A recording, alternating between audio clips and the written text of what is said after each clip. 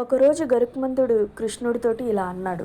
కృష్ణ, ఈ లోకంలో నాకంటే వేగంగా ఎగరగలిగేది ఏమైనా ఉందా అని కృష్ణుని అడిగాడు. అప్పుడు కృష్ణుడు చిరునవ్వు నవ్వుకుంటూ అక్కడి నుంచి వెళ్ళిపోయాడు. అది చూసిన సుదర్శన చక్రం, కృష్ణ, ఈ లోకంలో నాకంటే శక్తివంతమైన ఆయుధం ఉందా అని అడిగాడు. కృష్ణుడు అక్కడి నుంచి మౌనంగా వెళ్ళిపోయాడు. అది చూసిన సత్యభామ, కృష్ణ, ఈ లోకంలోని అతిలోక సుందరి అయిన నేను త్రేతాయుగంలోని నీ సీత కంటే అందంగా ఉన్నానా అని అడిగింది. అప్పుడు కృష్ణుడు అక్కడి నుంచి మౌనంగా వెళ్ళిపోయాడు. ఒకరోజు కృష్ణుడు గరుత్మంతుని పిలిచి, హిమాలయాల్లోని ఒక వానరం ఉంటుంది, అక్కడికి వెళ్ళి ద్వారకాలోని నీ శ్రీరాముడు సీతాదేవితో సహా నీ కోసం ఎదురు చూస్తున్నాడు అని చెప్పిరా అని అంటాడు. సుదర్శన చక్రం దగ్గరికి వెళ్ళి ఎవరిని లోపలికి పంపించకుండా ద్వారం దగ్గర గట్టిగా కాపలా కాయమని చెప్తాడు.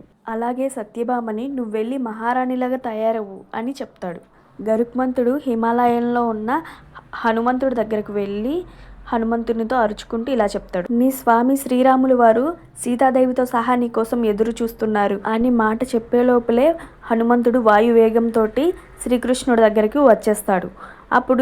అప్పుడు శ్రీకృష్ణుడు, హనుమ, ద్వారం దగ్గర నిన్నెవరూ ఆపలేదా అని అడుగుతాడు. ఒక చక్రం ఆపింది ప్రభు, కానీ దానితో యుద్ధం చేస్తే మీ దర్శనానికి ఆలస్యం అయిపోతుందని దాన్ని మింగేశాను ప్రభు అని అంటాడు.